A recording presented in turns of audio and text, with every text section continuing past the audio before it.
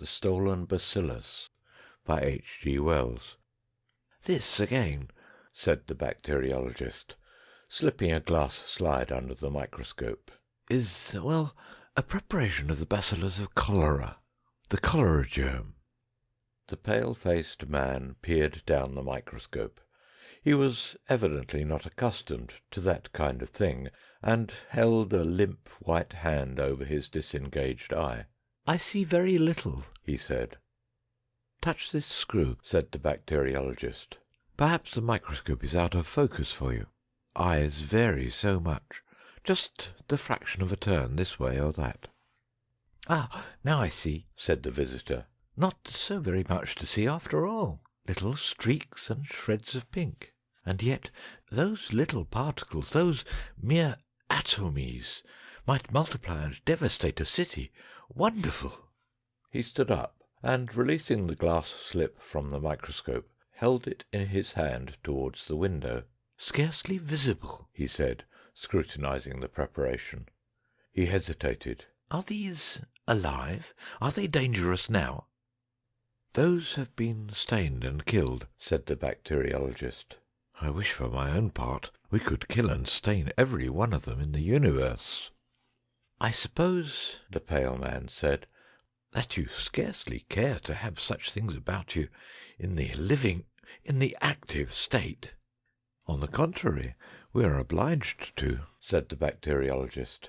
"Here, for instance," he walked across the room and took up one of several sealed tubes. "Here is the living thing. This is a cultivation of the actual living disease bacteria." He hesitated. "Bottled cholera, so to speak." A slight gleam of satisfaction appeared momentarily in the face of the pale man. "It's a deadly thing to have in your possession," he said, devouring the little tube with his eyes. The bacteriologist watched the morbid pleasure in his visitor's expression. This man, who had visited him that afternoon with a note of introduction from an old friend, interested him from the very contrast of their dispositions. The lank black hair and deep grey eyes, the haggard expression and nervous manner, the fitful yet keen interest of his visitor, were a novel change from the phlegmatic deliberations of the ordinary scientific worker with whom the bacteriologist chiefly associated. It was perhaps natural, with a hearer evidently so impressionable to the lethal nature of his topic, to take the most effective aspect of the matter. He held the tube in his hand thoughtfully. "Yes, here is the pestilence imprisoned. Only break such a little tube as this into a supply of drinking water. Say to these minute particles of life that one must needs stain and examine with the highest powers of the microscope even to see, and that one can neither smell nor taste. Say to them, 'Go forth, increase and multiply, and replenish the cisterns,' and death, mysterious, untraceable death, death swift and terrible, death full of pain and indignity, would be released upon this city, and go hither and thither seeking his victims. Here he would take the husband from the wife, here the child from its mother, here the statesman from his duty, and here the toiler from his trouble. He would follow the water mains creeping along streets, picking out and punishing a house here and a house there where they did not boil their drinking water, creeping into the wells of the mineral water makers, getting washed into salad, and lying dormant in ices. He would wait ready to be drunk in the horse troughs and by unwary children in the public fountains. He would soak into the soil to reappear in springs and wells at 1,000 unexpected places. Once start him at the water supply, and before we could ring him in and catch him again, he would have decimated the metropolis." He stopped abruptly. He had been told rhetoric was his weakness. "But he is quite safe here, you know, quite safe." The pale-faced man nodded. His eyes shone. He cleared his throat. "These anarchist rascals," said he, "are fools, blind fools, to use bombs when this kind of thing is attainable. I think—" A gentle rap a mere light touch of the fingernails, was heard at the door. The bacteriologist opened it. "Just a minute, dear," whispered his wife. When he re-entered the laboratory, his visitor was looking at his watch. "I had no idea I had wasted an hour of your time," he said.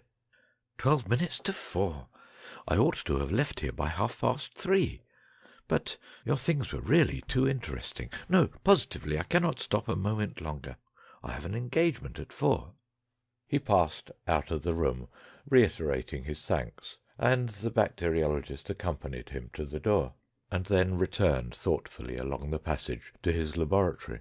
He was musing on the ethnology of his visitor. Certainly the man was not a Teutonic type, nor a common Latin one. "A morbid product, anyhow, I'm afraid," said the bacteriologist to himself. "How he gloated over those cultivations of disease germs." A disturbing thought struck him. He turned to the bench by the vapour bath, and then very quickly to his writing table. Then he felt hastily in his pockets, and then rushed to the door. "I may have put it down on the hall table," he said. "Minnie!" he shouted hoarsely in the hall. "Yes, dear?" came a remote voice. "Had I anything in my hand when I spoke to you, dear, just now?" Pause. "Nothing, dear, because I remember—" "Blue ruin!" cried the bacteriologist, and incontinently ran to the front door and down the steps of his house to the street. Minnie, hearing the door slam violently, ran in alarm to the window. Down the street a slender man was getting into a cab. The bacteriologist, hatless and in his carpet slippers, was running and gesticulating wildly towards this group. One slipper came off, but he did not wait for it. "He has gone mad," said Minnie. "It's that horrible science of his," and, opening the window, would have called after him. The slender man, suddenly glancing round, seemed struck with the same idea of mental disorder. He pointed hastily to the bacteriologist, said something to the cabman. The apron of the cab slammed, the whip swished, the horse's feet clattered, and in a moment cab and bacteriologist hotly in pursuit had receded up the vista of the roadway and disappeared round the corner. Minnie remained straining out of the window for a minute. Then she drew her head back into the room again. She was dumbfounded. "Of course he is eccentric," she meditated, "but running about London, in the height of the season too, in his socks." A happy thought struck her. She hastily put her bonnet on, seized his shoes, went into the hall, took down his hat and light overcoat from the pegs, emerged upon the doorstep, and hailed a cab that opportunely crawled by. "Drive me up the road and round Havelock Crescent, and see if we can find a gentleman running about in a velveteen coat and no hat." "Velveteen coat, ma'am, and no hat. Very good, ma'am." And the cabman whipped up at once in the most matter-of-fact way, as if he drove to this address every day in his life. Some few minutes later, the little group of cabmen and loafers that collects round the cabman's shelter at Haverstock Hill were startled by the passing of a cab with a ginger-coloured screw of a horse driven furiously. They were silent as it went by, and then, as it receded, "That's Harry Hicks. What's he got?" said the stout gentleman known as Old Tootles. "He's a using his whip, he is. 2 rights," said the ostler boy. "Hello," said poor old Tommy Byles. "Here's another bloomin' lunatic. Blowed if there ain't." "It's old George," said Old Tootles, "and he's driving a lunatic, as you say. Ain't he a clawing out of the cab? Wonder if he's after Harry Hicks." The group round the cabman's shelter became animated. Chorus: "Go, George. It's a race. You'll catch 'em. Whip up." "She's a goer, she is," said the ostler boy. "Strike me giddy," cried Old Tootles. "Here, I'm a-going to begin in a minute. Here's another coming. If all the cabs in Hampstead ain't gone mad this morning." "It's a female this time," said the ostler boy. "She's a-following him," said Old Tootles. "Usually the other way about." "What's she got in her hand?" "Looks like a high hat." "What a bloomin' lark it is. 3 to 1 on old George," said the ostler boy. Next!" Minnie went by in a perfect roar of applause. She did not like it, but she felt that she was doing her duty, and whirled on down Haverstock Hill and Camden Town High Street, with her eyes ever intent on the animated back view of old George, who was driving her vagrant husband so incomprehensibly away from her. The man in the foremost cab sat crouched in the corner, his arms tightly folded, and the little tube that contained such vast possibilities of destruction gripped in his hand. His mood was a singular mixture of fear and exultation. Chiefly he was afraid of being caught before he could accomplish his purpose. But behind this was a vaguer but larger fear of the awfulness of his crime. But his exultation far exceeded his fear. No anarchist before him had ever approached this conception of his. Ravachol, Vaillant, all those distinguished persons whose fame he had envied, dwindled into insignificance beside him. He had only to make sure of the water supply and break the little tube into a reservoir. How brilliantly he had planned it, forged the letter of introduction, and got into the laboratory. And how brilliantly he had seized his opportunity. The world should hear of him at last. All those people who had sneered at him, neglected him, preferred other people to him, found his company undesirable, should consider him at last. Death, death, death! They had always treated him as a man of no importance. All the world had been in a conspiracy to keep him under. He would teach them yet what it is to isolate a man. What was this familiar street? Great St. Andrew's Street, of course. How fared the chase? He craned out of the cab. The bacteriologist was scarcely 50 yards behind. That was bad. He would be caught and stopped yet. He felt in his pocket for money, and found half a sovereign. This he thrust up through the trap in the top of the cab into the man's face. "More!" he shouted. "If only we get away." The money was snatched out of his hand. "Right you are," said the cabman, and the trap slammed, and the lash lay along the glistening side of the horse. The cab swayed, and the anarchist, half standing under the trap, put the hand containing the little glass tube upon the apron to preserve his balance. He felt the brittle thing crack, and the broken half of it rang upon the floor of the cab. He fell back into the seat with a curse, and stared dismally at the 2 or 3 drops of moisture on the apron. He shuddered. "Well, I suppose I shall be the first. Phew!